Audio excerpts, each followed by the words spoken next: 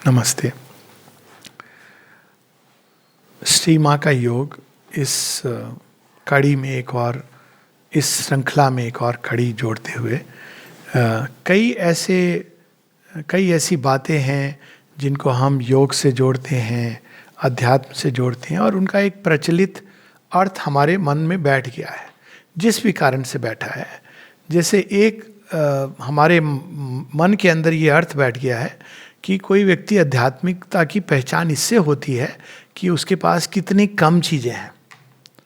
तो उसी का एक्सट्रीम क्या है कि मैं सारे कपड़े उतार दूं। होते हैं ऐसे मार्ग, तो है ऐसे मार्ग हैं। तो आपने त्याग कर दिया। उन्होंने वो कहानी नहीं पढ़ी है राजा सिखिध्वज चुड़ाला की, जो मैं कई बार सुना चुका हूँ, कि त्याग बाहर से नहीं होता है। श्री कृष्ण इसको बार बार बताते हैं, डिफरेंशिएट करते हैं संन्यास और त्याग में। संन्यास वे करते हैं जो बहुत बुरी तरह जकड़े हुए रहते हैं चीज़ों के साथ। वो अगर चीज़ें नहीं छोड़ेंगे तो अंदर से वो छोड़ नहीं पाएंगे। तो एक समय होता है चेतना की विकास का, जब एक सन्यासी का भाव आवश्यक होता है, जब बहुत क्रूडली हम चीज़ों से जुड़े रहते हैं। लेकिन सन्यास अल्टीमेट नहीं है। गीता की अगर हम वाणी पढ़ें तो श्री कृष्ण त्याग को श्रेष्ठ बताते हैं, और त्याग एक आंतरिक अवस्था है। त्याग हर चीज़ के बीच में रहते हुए भी आप त्यागी बन सकते हो। श्री अरविंद का नाम था त्यागराजन, और वो क्या क्या नहीं कर रहे थे। जर्नल्स एडिट कर रहे थे, स्पीचेस दे रहे थे, जगह जगह ट्रैवल कर रहे थे, रिवॉल्यूशनरी मूवमेंट कंडक्ट कर रहे थे। ताश का जब गेम हो रहा है तो वहाँ भी बैठे हुए हैं, जेल जा रहे हैं, और इन सब के बीच में श्री अरविंद इज त्यागराजन। तो यहाँ ये जो आज हम पढ़ने वाले हैं वो है रिनंसिएशन, त्याग। तो त्याग, रिनंसिएशन एंड कंसंट्रेशन, ये योग के दो लिम्स हैं। ये दोनों का संतुलन जरूरी है जीवन में। केवल कंसंट्रेशन, धारणा, ध्यान कार्य नहीं करता है जब तक रिनंसिएशन नहीं हो। अब रिनंसिएशन क्या है वो माँ बताएंगे, क्योंकि अगर रिनंसिएशन नहीं होगा तो हमारा ध्यान कहाँ लगा रहेगा? उन्हीं चीज़ों की तरफ जहाँ पे मन रमा हुआ है।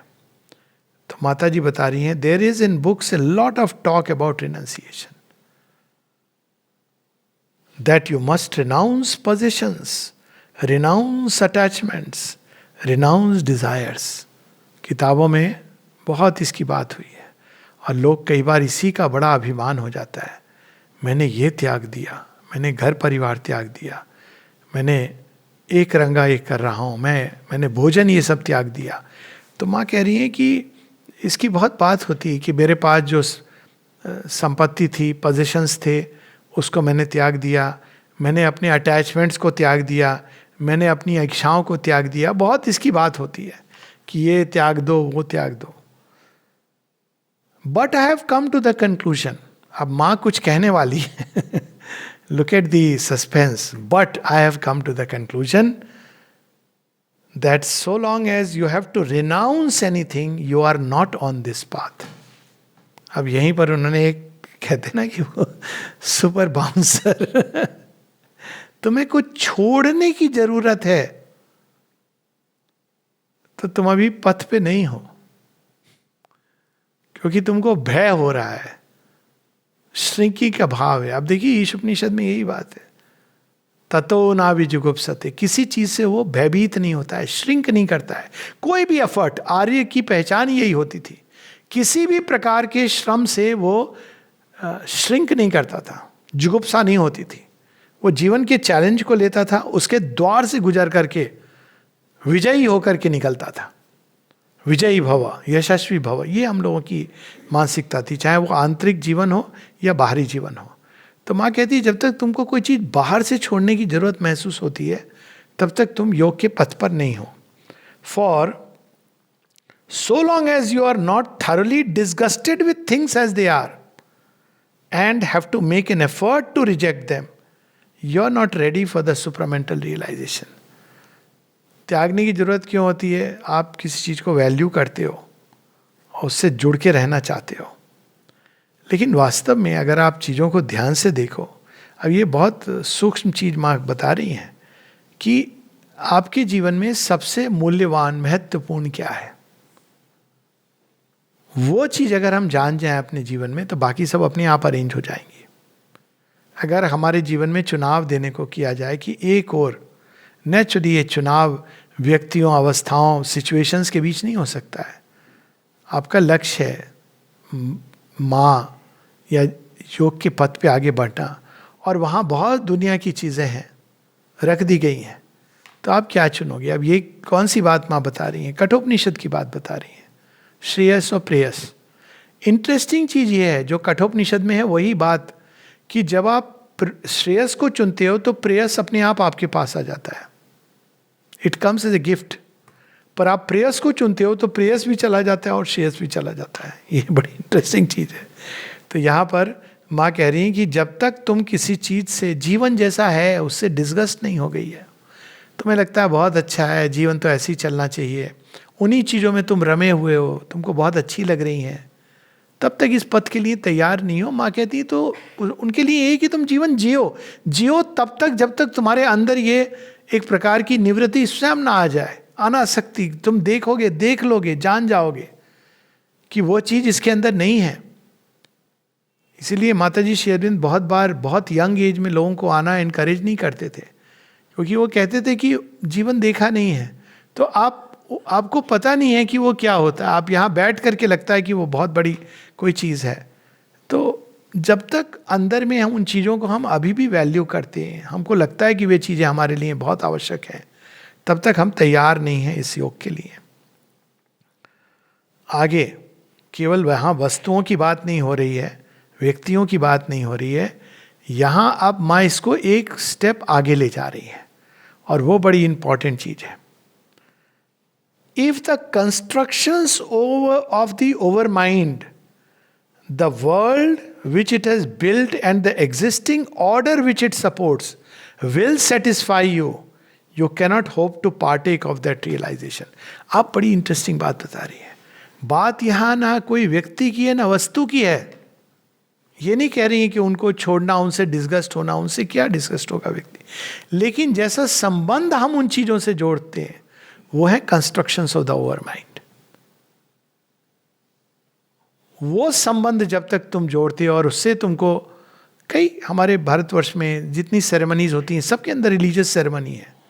रिलीजियस सेरेमनी क्या है? Constructions of the over mind. अच्छी है, बेटर देन एक जहाँ पे बिल्कुल, लेकिन constructions of the over mind है वो। तो माँ कहती जब तक तुम उन चीज़ों से संतुष्ट हो तब तक तुम आगे के लिए तैयार नहीं हो। मतलब वस्तु, व्यक्ति ये तो रहेंगे, लेकिन इनके साथ आपका संबंध चेंज हो जाएगा। ओवर माइंड का कंस्ट्रक्शन किसी एक प्रिंसिपल को पकड़ करके वो जनरलाइज करता है। फॉर इंस्टेंस, कोई व्यक्ति न्याय, बस न्याय को पकड़ता है, अब वो न्याय को वैसे ही देखेगा, सारे संसार में न्याय के आधार पर जीवन जी रहा है। या उसने पकड़ा प्रेम, लेकिन प्रेम को वो मानव की दृष्टि से समझ रहा है। लेकिन सुपर माइंड में ये सारी चीज़ें एक होती हैं और हारमोनियसली काम करती हैं, और इनका पूरा जो इनका ओरिजिन है, वहाँ जब हम जाते हैं तो ओवर माइंड में जैसे वो अपीयर होती हैं वो बदल जाती हैं। ओवर माइंड में कोई व्यक्ति अगर न्यायनिष्ठ है तो वो केवल न्याय को देखेगा और दूसरी चीज़ नहीं देखेगा। पर सुपर माइंड में उसको न्याय, प्रेम, दया, करुणा, इन सबको एक साथ सामंजस्य में लाना है, एकत्व में जीना है। आप ये नहीं कह सकते हो कि ये मेरा है वो किसी और का है। तो वो एक अलग प्रकार का जगत है। Only when you find such a world disgusting, unbearable and unacceptable are you fit for the change of consciousness. और ये वर्ल्ड ऐसा नहीं है कि केवल पार्टी और इसमें हो रहा है, नहीं, वो तो वाइटल वर्ल्ड है। माँ ओवर माइंड कंस्ट्रक्शंस की बात कर रही है। जैसे होता था, जैसे अभी कुछ देर पहले मैं ये इसकी बात कर रहा था, रानी रासमणी फिल्म में वो घंटी बज रही है और उसके साथ में स्तुति हो रही है, बहुत सुंदर है, पर वो ओवर माइंड का कंस्ट्रक्शन है। तो उसके भी आपको परे जाना है। जब तक आप उससे संतुष्ट हैं तब तक हम आगे के लिए तैयार नहीं हैं। That is why I do not give any importance to the idea of renunciation. No importance. इसका अर्थ क्या है? To renounce means that you are to give up what you value. That you have to discard what you think is worth keeping. आपने पैसे दे दिए, आप value करते हो। उसके बाद हमने इतने पैसे दिए, हमने इतना डोनेशन दिया। एक व्यक्ति ने तो हद किया, एक अभी हाल की बात है, बट मैं क्या बताऊं, लेकिन ये बहुत मुझे अंदर में ना बहुत जोर का ही हंसी आ रही थी। वो आए यहाँ पर और हुआ क्या कि उनको किसी ने थोड़ा सा, अब आश्रम तो हर तरह के, क्यों तो श्री रामकृष्ण परमहंस ने भी कहा था जटिल कुटिल हर तरह के लोग हैं अपने पास में। अब किसी ने उनको वो कॉटेज में वो गए लाने के लिए कूपन, तो 2 मिनट दे, 1 minute, according to him 1 minute देर से पहुंचे। उसे कहा नहीं, बंद हो गया, अब आप नहीं। अरे भाई मैं उम्र हो गई 75 साल, 1 मिनट देर से हूँ, दे दो। अब ऑफकोर्स दे देना चाहिए, इसमें इतनी सोचने की क्या बात है। पर लोग थे, उस समय भी थे। माता जी जब ब्रेड मंगवा रही हैं तो बेकरी वाले ने कहा नहीं, 5 बजे माँ ने कहा है कि स्टोर बंद हो जाएगा, अब मैं नहीं दूंगा। अरे माँ ने कहा है तो क्या हुआ, माँ का ही रूल है। तो फिर तो कोई उपाय बताओ, माँ से चिट लेके आओ, ये फैक्ट बता रहा हूँ, ये डॉक्यूमेंटेड है। तो जाता है, माता जी चिट देती हैं, लाते हैं। तो ये एक एक्सट्रीम है। लेकिन वो व्यक्ति की अब बात बता रहा हूँ, उनको बहुत चोट पहुंची। वो मेरे पास आए, बताने लगे कि ऐसा है, ये ऐसा है, ये पुराने समय जैसा आश्रम नहीं रहा। मैंने कहा वो ये तब भी होता था, लेकिन लोग माता जी की तरफ देखते थे, लोग माता जी की बात नहीं सुनते थे। अभी तो उन्होंने आपकी बात नहीं सुनी लेकिन अंतर ये था कि तब चूंकि लोग माँ की तरफ मुड़े रहते थे, अब लोग समा और दी अदर वो मनुष्य की तरफ देखते रहते हैं, तो भटक जाती है उनकी दृष्टि।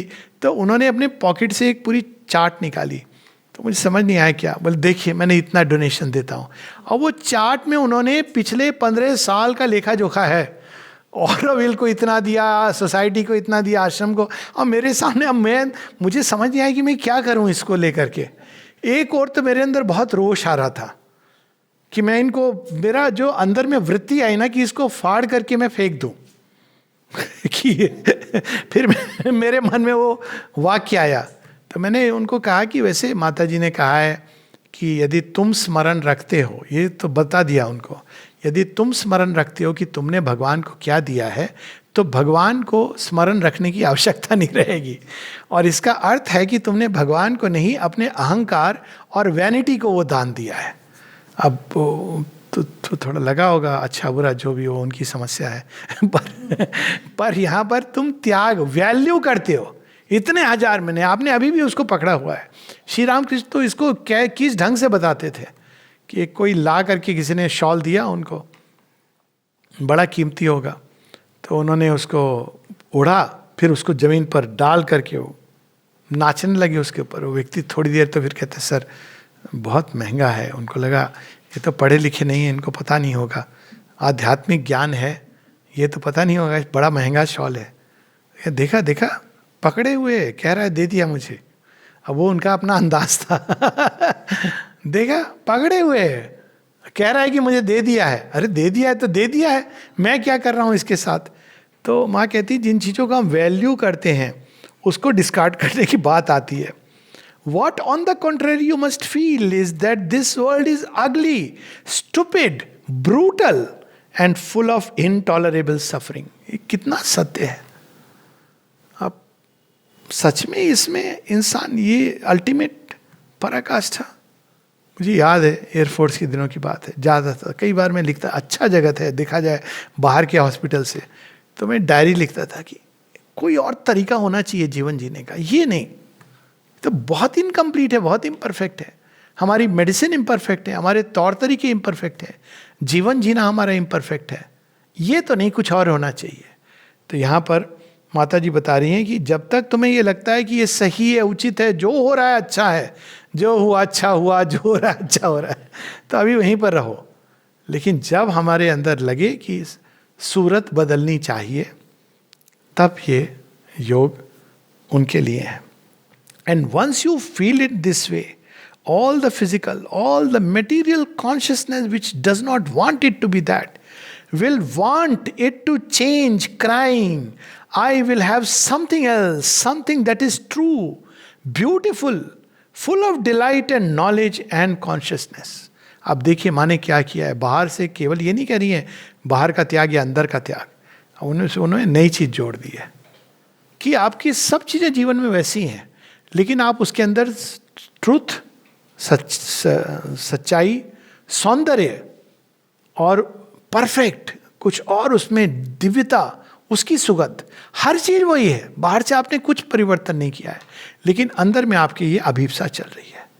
तो माँ कह रही है you should not be satisfied जैसा जगत है वैसा, बल्कि यू शुड वांट की चीजें सुंदर हो, सच्ची हो, आनंद से भरी हो, ज्ञान से भरीपूर्ण हो, सचेतन हो।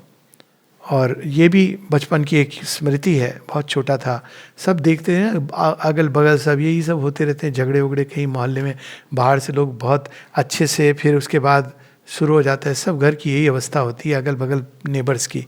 तो एक कविता लिखी थी छोटी सी कि और लेकिन हर घर में तुलसी का पौधा होता है, तो हमारे घर में ही था।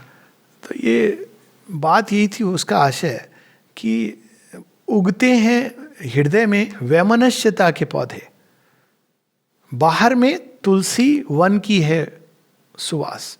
बाहर तो आपने तुलसी लगाई हुई है, अंदर में वैमनस्यता को धारण किया है, क्रोध है, घृणा है, ये कोई संबंध का आधार होता है।